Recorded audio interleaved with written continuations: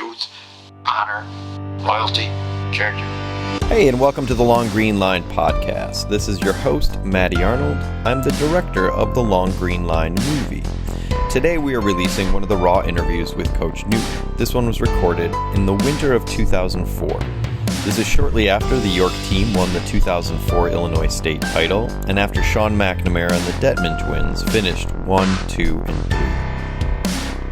He talked a little bit about the Nike Team National and how the Portland course was designed at that year. He talks about his essential eternal verities, his focus on the golden rule, and he tells some happy stories about when he was a young man competing and his father went to every one of his sporting events. Since we last sat down to talk, you've had a couple of victories.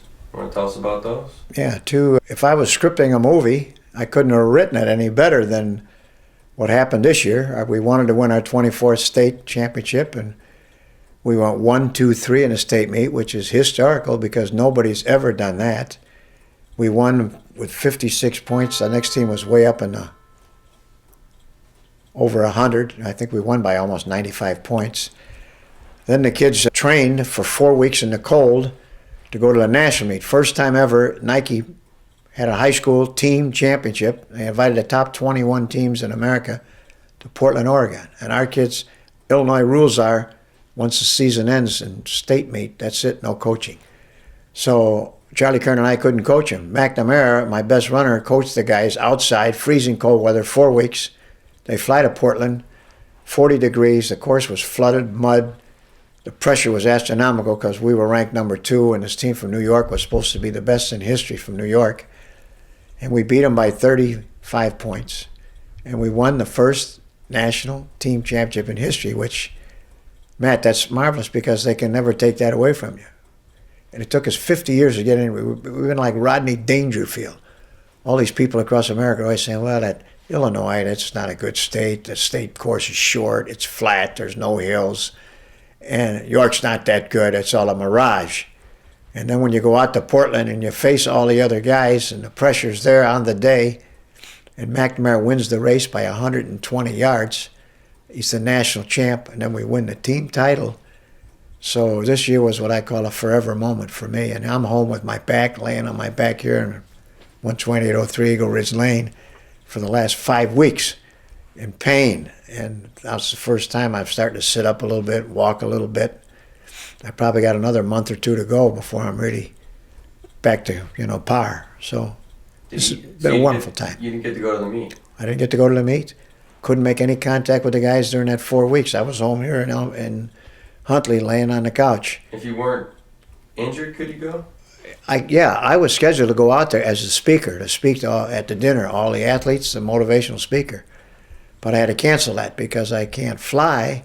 I can't sit up for 3.5 hours to go to Portland. I can't sit up to go to Phoenix. My wife went back last week because when I sit, it just hurts my lower back on the operation. All the things I went in for to get operated on are gone. But now I have to wait for that operation to heal because they did so much, cleaning out the nerves and doing all those things and cutting muscles, laying them back, taking off part of my vertebra. So it's a lot of pain in there.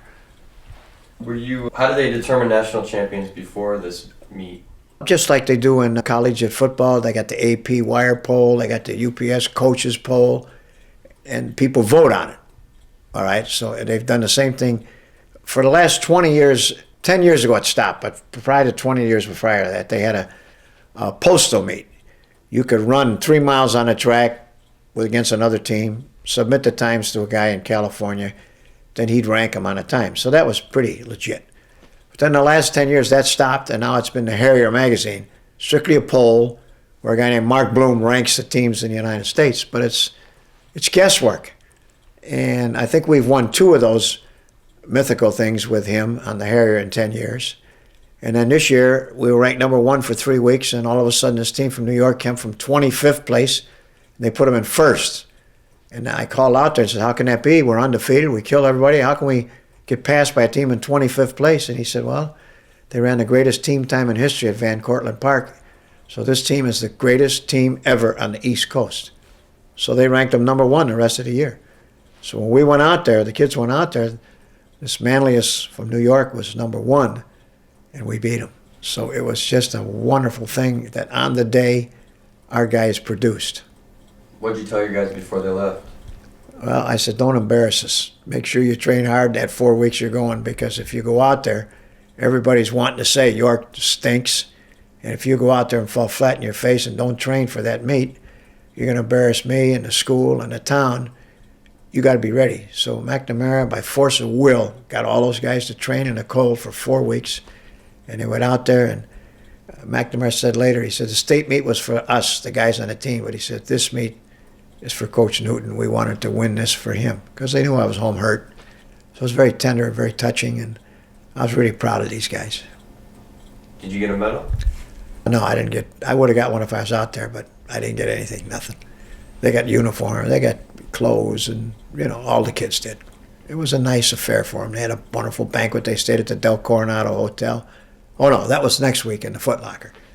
But they put them in a big hotel in Portland, and they had a wonderful time. And they met a lot of nice people, but they're the champs, and that's what counts. What's McNamara's plans for next year? He's laid back. He's being recruited by Stanford, Michigan, Wisconsin, Indiana, Wake Forest, Oregon, and he's going to be a late signer. He wants to wait and see. He's going to visit Stanford and Michigan, and Notre Dame, I think, is after him also. So he's keeping his mind open, because he's every bit as good as Donald Sage. And Donald Sage is now a 10-time All-American with 1 year to go at Stanford. So this kid's going to be awesome. So you guys are the national champs. So our guys are the national champs, absolutely. And how was the course? The course was at a race, a horse racing course. And they had rain and everything prior, the 2 or 3 days prior to it. So it was it was on the turf, but it was all mud.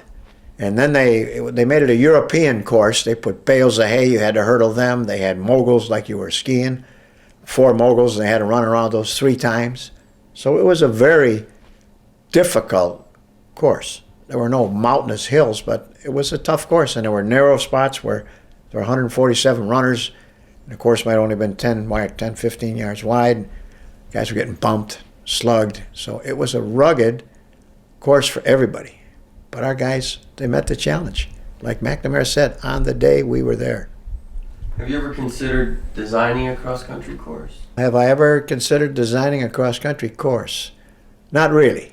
Not really. They have Barron's Park in Elmhurst, which Mr. Lee Daniels raised all that money, and they've renovated the thing. And Gary Goss, a guy in town that used to run for me back in the 60s, has designed the course. That's not really my forte.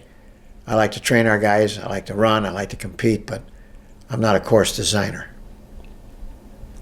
Not like Jack Nicklaus and how he retires and now he's doing golf courses? No, that's out of my perspective. I mean, what would you say are some of your means for gratification to your men? Well, first of all, a means of gratification to my guys is I want them to know that I care about them. And when I'm out recruiting my freshmen, first day of school every year, one of the things that I say to them is, every day that you come to this school and you come to cross-country practice, you're going to get tender, loving care. I said, you're not going to get that in the halls. You're not going to get that in the gym. You're not going to get that in the band. But when you come to cross-country practice, I will guarantee you that you're going to get attention from me. You're going to get tender, loving care. I'm going to shake your hand. And it's a place where you want to be, because there's good guys there, and there's a lot of love and a lot of good things going on. And so that's the first thing, that I want them to know I care about them. And if I care about them, they care about me. And then I have 2 other things. I tell the guys right up front, can I trust you? You can trust me. Are you committed to excellence? I am. And do you care about me? Because I care about you. Well, if I get 3 things out of those kids and they got the same 3 out of me, then you really got something special going. Really special. What was your first year coaching at York? My first year at York was 1956, September, and I never left. So I think, I can't count exactly, this was either the 49th or 48th year at York, and I had 2 years at Waterman High School right by DeKalb, a little tiny school. There was 125 K through 12. I was there for 2 years. So I think this is my 50th year of coaching, and then if I count my 2 years in the service, where I was the basketball coach and a track coach at Fort Leonard Wood, I've got 52 years in grade, which not too bad. I imagine the 50s were a pretty easy era to get your guys to follow all the dress code rules. But I imagine in the 60s you got a little more friction. Oh, yeah. The 50s, the kids basically didn't question what you wanted. In other words, they came out and they're willing to run, and whatever you told them, they did it.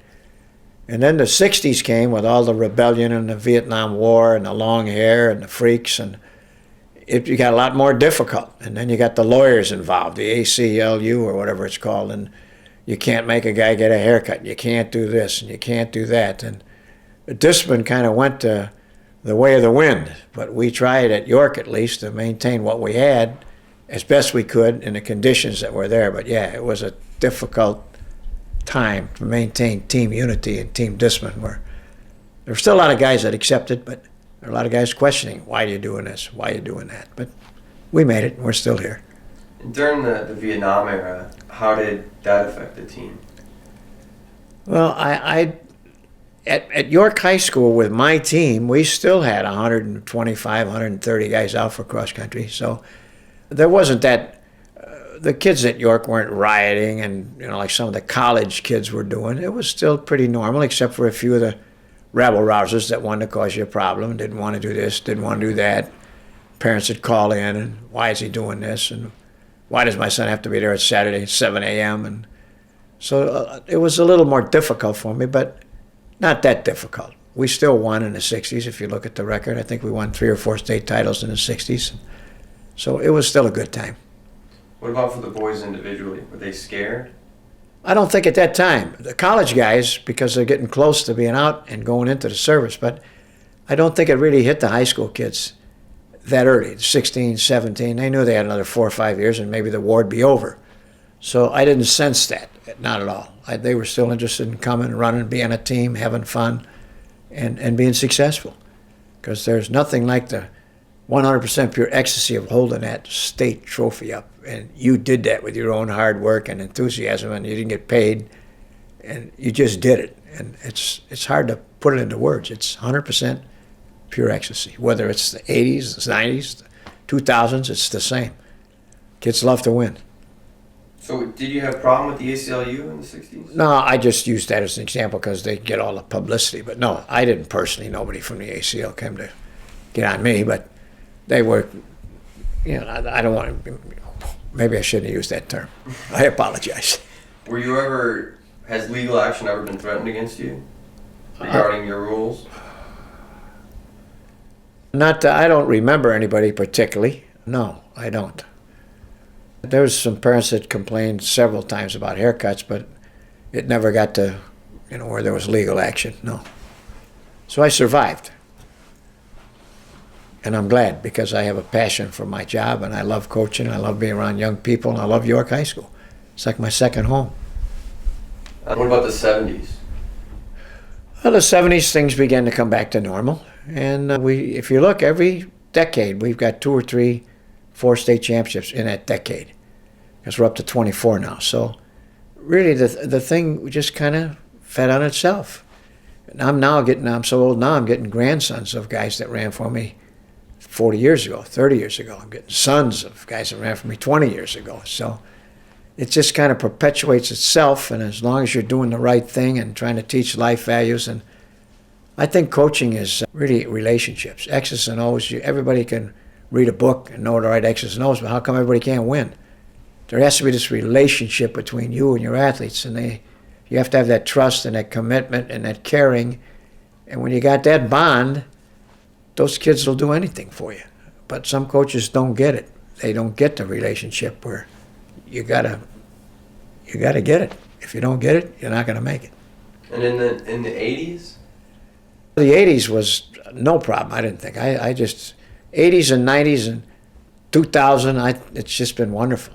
I mean, everybody knows the rules. They've heard about the York discipline. They know that we work hard, but they know that there's a great reward at the end. And so, no, the last 25 years has just been wonderful. And you've been coaching in the midst of a incredible revolution of like teenage youth. Yes. Their social habits and their sexual habits have evolved and matured a lot quicker than ever before, from the 50s till now. Yes. Their means of communication has enhanced dramatically. From you got to pass a girl a note in class to now they all have cell phones. Yep. And the internet and this messaging. And so basically what's happened is the culture has gotten more convenient, more efficient, and more instant. Yeah. And your sport is a commitment based sport. Right. And how have you been able to balance or to maintain your level of commitment in the midst of all this instant gratification? Well, that's a very deep, thoughtful question. How have we tried to maintain with all the changing things? But I have a statement that every year I make to my teams, that the eternal verities in life never change. No matter how much people and societies change, the eternal verities are always there. Things like truth, honor, character, those things are always there. So no matter what people tell me about our society's changing, I'm always talking about these things. And I say to my guys, your reputation is what people think you are, but your character is what you truly are when mom and dad and your coach and your preacher aren't there. So I'm always talking about these values in life that transcend all we're doing out on the course. That it's more important in life to be a good person. Good things happen to good people. I'm always talking about the golden rule, do unto others you want to do unto you, because there's so many things that take away from your focus nowadays. All these things from the sideline, cell phones, all these games, the internet. But these guys come and we talk about these things, and those are values that when they get out in life, they can use in their profession. So I think that's how we've kind of maintained and fought off this big radical, because things are different. But you look at the York team, they're well kept, they got their ties on, they work hard, they're respectful. I say you got to treat your elders with respect and courtesy. I got a tremendous compliment from Joe Henderson, the senior writer of Runner's World. Went to Portland to see me in the national championship. I'm not there. So he watched the race. He called me on Sunday. The race was Saturday, and he said, your guys are magnificent, but the one I want to tell you about, the thing I want to tell you, he says, after the race, when they were standing all together, I went over. I didn't introduce myself. They didn't know who I was. I shook their hand, and he said they were perfect gentlemen. Nobody raucous. And I mean, you see all these things going on in professional athletes. The guy makes a tackle, he wants to do a jitterbug, and the guy scores a touchdown, he wants to do a dance. He said, your guys, they won the national championship, and they were perfect gentlemen. So and I wasn't there. Every place they went in public, I said, Dr. Calcaterra, make sure they got their suit and tie on. So they go up to get their trophy. The 4 teams are up there, okay? Our guys are in suit and tie. They look like businessmen. And I got that in 1945 from reading a book on Joe McCarthy, who was the manager of the Yankees when they had DiMaggio and Lou Gehrig and those guys.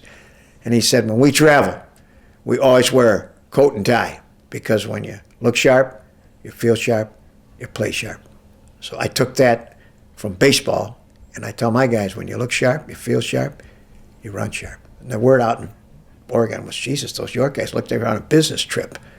And McNamara, they got up before at the Friday night welcoming thing where all the teams were doing skits. McNamara takes our 9 guys up there, and they stand there looking at the crowd for about 10 seconds, and McNamara takes the mic. He said, we came here to run. That's our mission. They walked off the stage. They didn't do any dance. They didn't do any singing. People went, wow. Then that night at the banquet, they had their suit and tie on. Other guys were in shorts and sandals, which is normal teenagers, nothing bad. But our guys are sharp. And that's the whole thing. The second, I mentioned about the relationships, but coaching also, you have to have a certain amount of discipline. And if the kids respect you, they'll accept that discipline. And as long as you apply it equally to all the guys, you don't have any favorites. McNamara has to wait in line to check out. He can't butt in front of the line and break my hand. He has those 30 guys, and he's the last guy. He waits his turn, comes up, shakes my hand. So they're learning good things, but they're also learning, they got this monstrous work ethic that if they work hard, good things will happen. Because everybody reads my books, 20 quarters here, 10 5 halves there, 5 times 1 mile there. How come they don't all win? Because you got to have that thing that makes those kids go when they can't go any further, and you make them go further. What is that thing? Well, it comes from the heart, and you can't really measure that. And until a guy really buys into the program, sometimes guys are in the program for a couple of years and they're still screwing around and not putting out. And then all of a sudden a light bulb goes off. And once they buy into the program and their parents buy into the program, they'll do anything because they want to be great. McNamara has been like a guy on a mission all year. He wanted to win the state, he won that. He wanted to win the nationals, he won that. He does everything you have to do to get there. No shortcuts. And that's one of the great things about coaching when you see young people come in like that.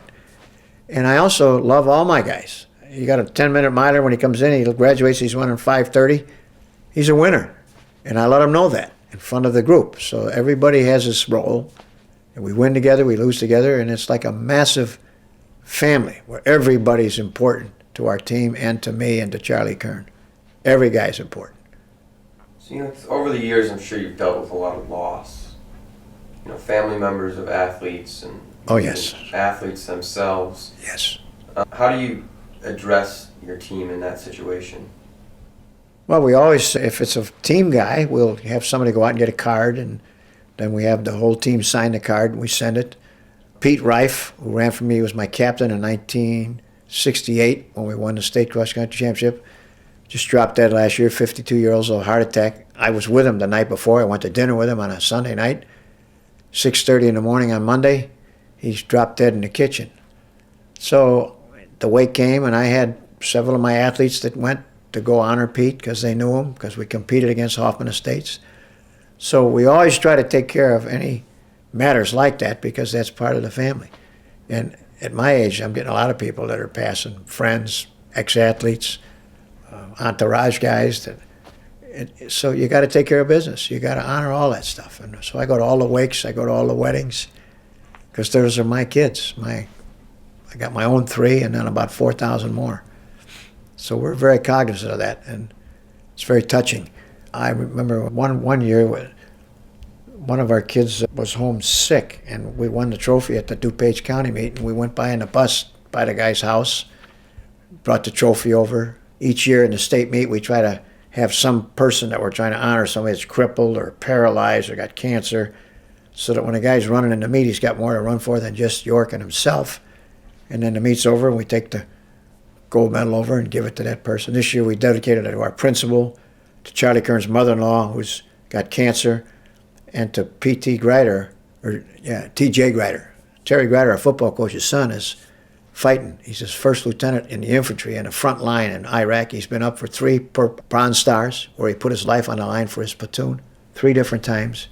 So we dedicated the season those 3 people. Now we won. We send each one of them a gold medal so that they're part of our team. And so we got all these things to try to motivate guys to go beyond. So when you get to that point in the race where everybody comes to that point where your mind says, I can't take another step, York guys take another step for me, Charlie Kern, for the Long Green Line, for Elmers, for these people. My high school teammate, Bernie Brady, was dying last year of ALS. And I said, that's Lou Gehrig's disease. And he just passed away about 2 months ago. So we dedicated the season last year, and we bought an extra trophy and took it over to his house. Myself and my top 7 guys went to his house and gave him the trophy, which is bigger than the Heisman Trophy. And we did 10 years ago, Dan Casey, my high school teammate's wife, passed away. And so we gave him the trophy. So we got all these little gimmicks that help the team to do better than they think they can possibly do. And that's another thing that I feel really good about myself. I'm able to get kids to do more than they really think they can do. And it shocks them. And once they find that out, it's just Katie bar the door. But I can't put my finger on it exactly, but you got to work at it every day. You've become a mentor to a lot of people. Yes. Who were your mentors growing up? Well, I had several mentors. My high school coach was named Eddie O'Farrell. He was my high school basketball coach. I just idolized the guy. And he swore a lot, and I kind of picked that up from him, as you well know. And I got to Northwestern, and my freshman coach was a guy named Rhett Walter. He became like a second father to me. My own father was my hero. came to every meet, every event I was in high school, took off work, came, followed me all over the country when I was running track at Northwestern. My mother was my hero. She took care of me. I was an only child. Then when I got out, I started looking around at coaches, and I had 3 or 4 guys. Arthur Lydiard, who just passed away in Houston last week at 87, famous New Zealand coach. I had him over here about 6 times in my home in the 70s and 80s and picked his brain.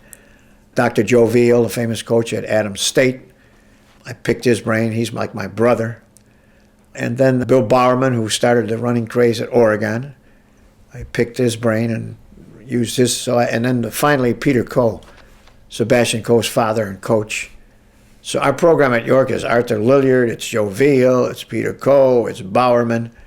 And you take those guys, and those were my mentors. And now I'm doing the same thing to other people. They come to me and I help them and I feel good. I've got 30 of my own guys that are out coaching now. York High School, ex-York runners that are in the coaching profession. So it's like I've handed them the baton. And they're doing the things there that we did, and it's working. So that's wonderful. That's a thing of glory to me to see those kids doing what they're doing. I think what you do with your athletes, you create kind of their own private religion. Yeah. And its own spirituality.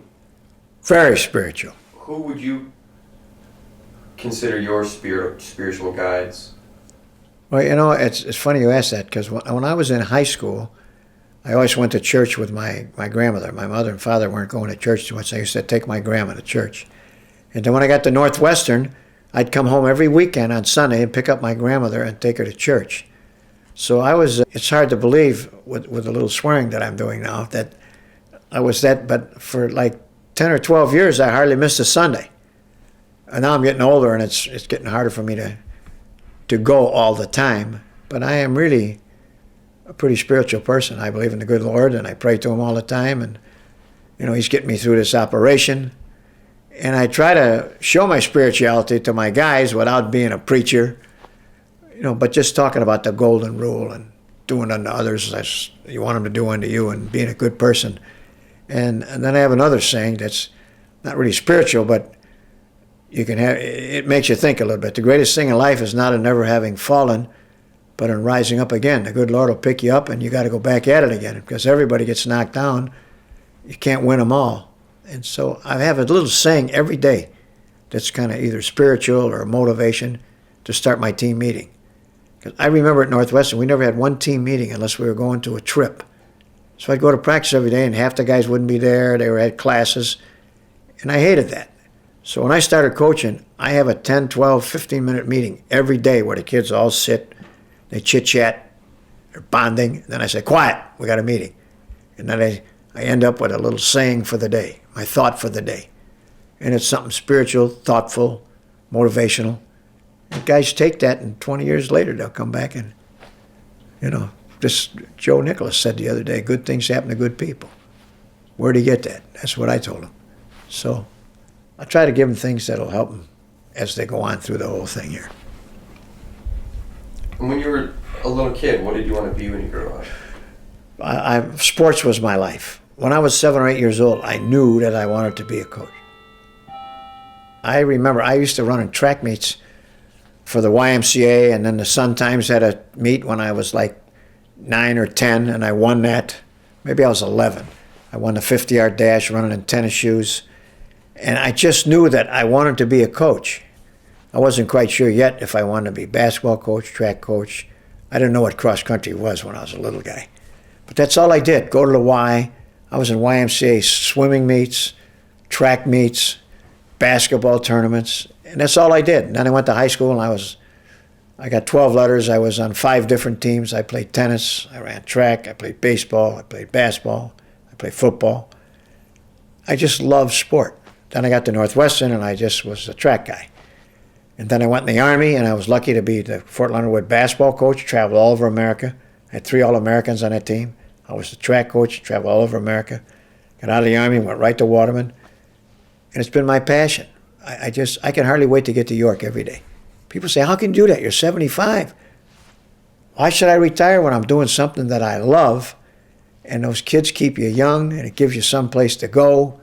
And they give me love just like I give them love. And My wife was happy with it because the other half of the year we go to Phoenix and regenerate and come back here in the nice weather. So I was a lucky guy, because you can ask kids in high school, what do you want to be? I don't know. What are you taking in college? I don't know. But I knew. And then I devoted my whole life to it. And it's been a dream come true for me. If you had to choose another industry to be in, what do you think you would have become? Okay. What would I do if I wasn't coaching? I know I would love to be a full-time motivational speaker.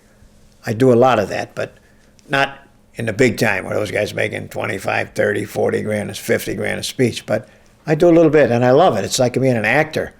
And I think you're an ex-actor. You get up and you're speaking and you're motivating people and they give you a hand. And if I didn't do that, I would love to be a sports broadcaster. What a life to go to the game, sit in the press box, eating the sandwiches, talking about sports. Those are the two things, but the best was being a coach. What do you see as the closest world outside of sports to sports? The closest world to sports? Right. Wow, that's a tough question. I'm not really sure if I understand what you're getting at, but... It could be an art form, it could be a business model, it could be a corporate model, it could be a... Well, I think a corporate model where if it was like the Asian model, the Asian corporations, if you've read any books on it, they create their company from the bottom up.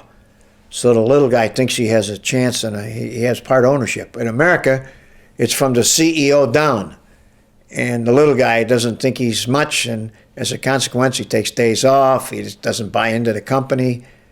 I wouldn't mind running a company and organize it from the bottom up so the little guy bought into the show, just like these runners buy into the show. I think that'd be fun. If you were to coach another sport, if there was another Joe Newton that was coaching cross country at York, what sport do you think you would have coached? Well, I started out, all my life I wanted to be a basketball coach because I played basketball in high school. I got cut. I didn't make the freshman team at Northwestern, which is a major disappointment for me. But at Waterman, I coached 2 years of basketball, and Fort Leonard Wood, I coached 2 years of basketball. But I suddenly realized that I didn't have control. The referees controlled your destiny. And if they had a bad game, you couldn't win. And also my center at Waterman was 5'10". We're playing teams with 6'8", 6'9" centers. Where when I got into track and cross country, you can really control that. There's no referees really. You run fast, you jump far, you pole vault high. So you have more control. And so I ended up being right where I wanted to be. But my secondary was basketball. So in a lot of people's eyes, you've achieved legend status. What does that mean to you personally? What does achieving legend status mean to me personally? Well, it means that I'm doing my job right. I'm helping kids. And when I go out to lecture, I tell people the happiest people I know in this world are people that are in a profession that's helping other people. These guys are in a profession to make money. No matter how much you make, you want more, and they're never happy. But it's people, teachers and doctors and counselors that are helping people, they're happy. So when a guy says that I'm a legend in my profession, that means I'm doing my job, and it makes me feel good. A guy called me the other day, John Kurtz, the coach at Fenton, is on vacation between cross country and track in Florida. He's not teaching anymore. And he says, "You've gone from a legend to an icon." I said, "What is an icon?" He said, "That's about 4 steps higher than a legend." I said, "Well, that's good." It made me feel good that he said that, because you want to be the best. And if you're succeeding and helping people and making them feel good, well, that makes me feel good. It keeps me young. And like I say, I've got a passion for what I do. I want to be there every day. I don't want anybody else coaching my Mighty Mites. I want to be there. I've only missed one day for sickness in 50 years of coaching. One day. I've been there with stress fracture, broken leg, pneumonia, walking pneumonia, strep throat. I go there because that's where I want to be. That's what I'm getting paid to do.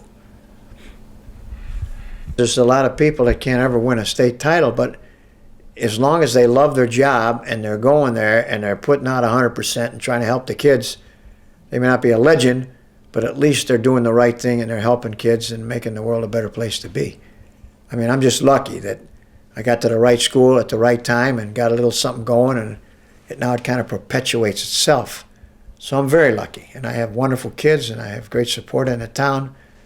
But I also know this, I learned this reading about Abraham Lincoln, who's one of my heroes, like 30 years ago. He said, whenever I make a decision in life, immediately 50% of the people think I'm right and 50% think I'm wrong, no matter what my decision is. So he said, I make my decision, I follow the course to the end. So I learned 30 years ago not to be bothered by people that are always correcting you and criticizing you and jumping all over you. You got to make the call, and when you make it, follow it to the end and don't worry about it. And that made my life a lot easier after I read that. In all your life, you've never lived in Elmhurst, right? In all my life, I have never lived in Elmhurst. I lived very close. I was in Oak Brook, and first I was in Wheaton. We lived there from 56 to 67. Then we moved to Oak Brook. We were there for 28 years. Then we moved to Naperville. Now we moved to Huntley. I didn't really want to be right in Elmhurst because I learned when I was in Waterman, that tiny town, and you live in that tiny town, everybody knows your business. You go in a barbershop, guy wants to tell you how you lost a basketball game. You go stopping, some other guy's yelling at you. So when I got to the big time, I thought it'd be a little better if I lived a little bit away from the school. But then I regretted it because when my son Thomas was such a great athlete over at Hinsdale Central as freshman and sophomore year, I was wishing he was with me at York. So for 3 years, I forgot we did live in Elmhurst. 80 to 83, we lived in Elmhurst. Bob Paddock moved to my house in Oak Brook, and I moved to his house in Elmhurst, which was right behind the high school, so that my boys could go to York. Your boys went to York? Yeah, their last 2 years.